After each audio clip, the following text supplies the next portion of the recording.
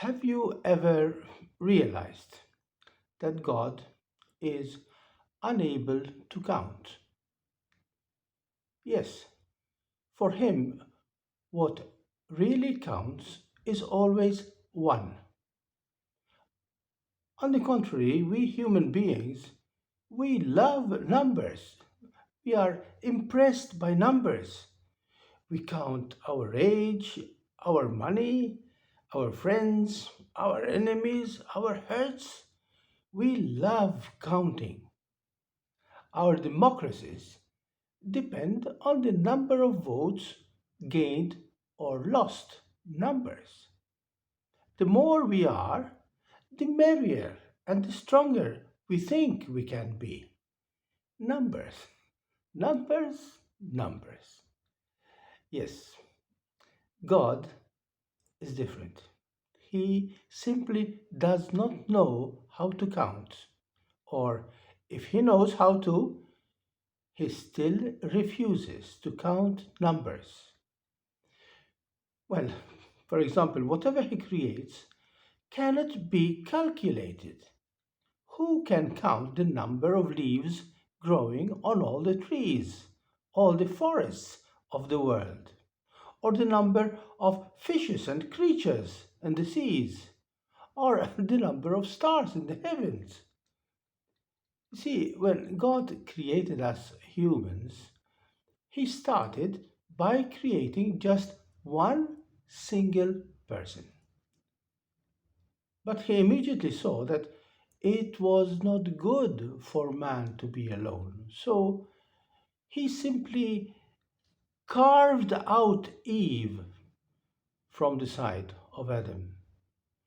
That is how God works. He creates one out of whom someone else can be born. So that, yes, there will be many, but they will still be one, even until the end of times.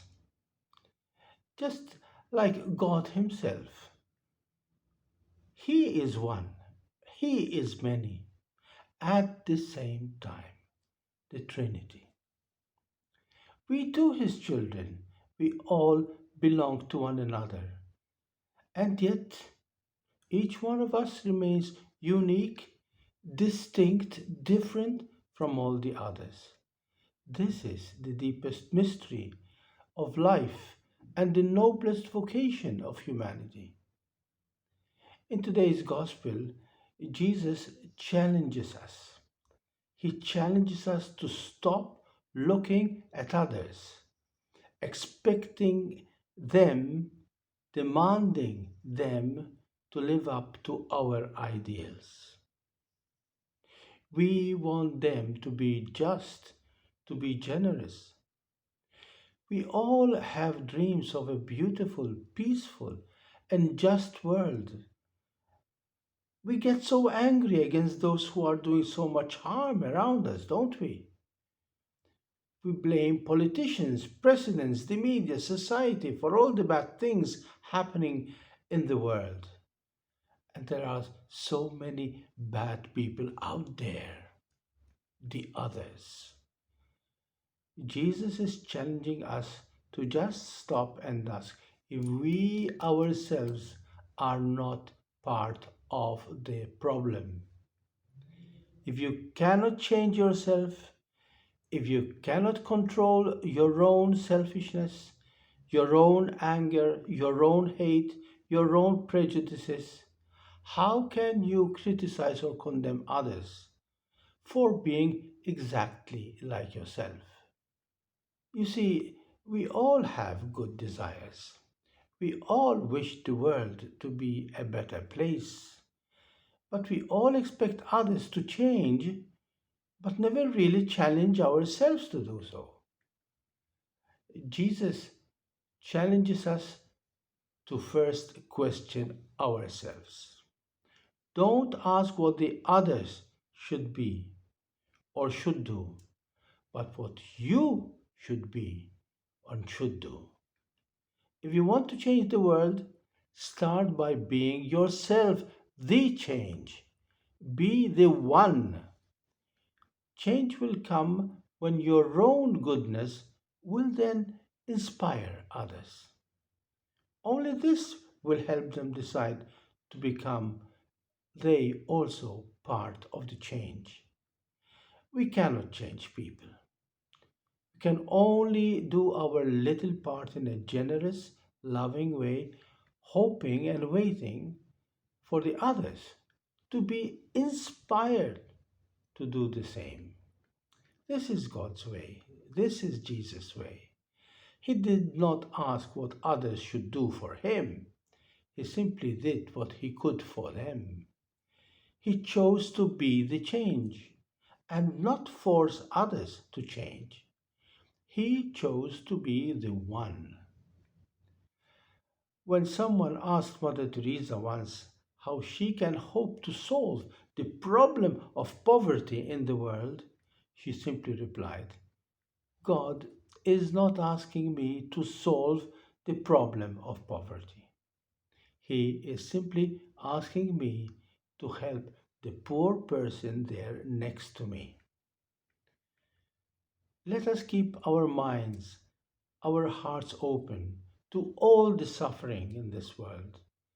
But let each one of us roll up our sleeves and decide today to become each one in our little world part of the solution. That is what Jesus, what Mother Teresa, people like Nelson Mandela, Saint Francis, and so many other unknown and unsung heroes have done and are doing still today.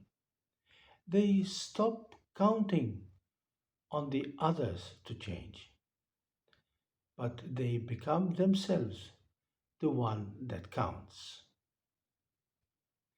Let us just stop to make this short meditation at the end of this reflection, starting by what an unknown monk from the 12th century wrote. When I was a young man, I wanted to change the world. I found it was difficult to change the world. So I tried to change my nation. When I found I couldn't change my nation, I began to focus on my town. I couldn't change my town. And as an older man, I tried to change my family. Now that I am a very old man, I realize that the only thing I can change is myself. And suddenly I realize that if long ago I had changed myself, I could have made an impact on my family. My family and I could have made an impact on our town, could have changed the nation, and I could have indeed changed the world. The power of one. One song can spark a moment. One flower can wake the dream. One tree can start a forest. One bird can herald spring. One smile begins a friendship. One hand clasp lifts a soul. One star can guide a ship at sea. One word can frame the goal. One vote can change a nation. One sunbeam lights a room. One candle wipes out darkness. One laugh will conquer gloom. One step must start a journey. One word must start a prayer.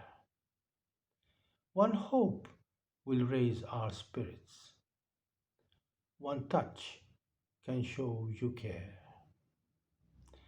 One voice can speak with wisdom. One heart can know what's true. One life can make a difference. And to me, this difference is you. Thank you for being my one.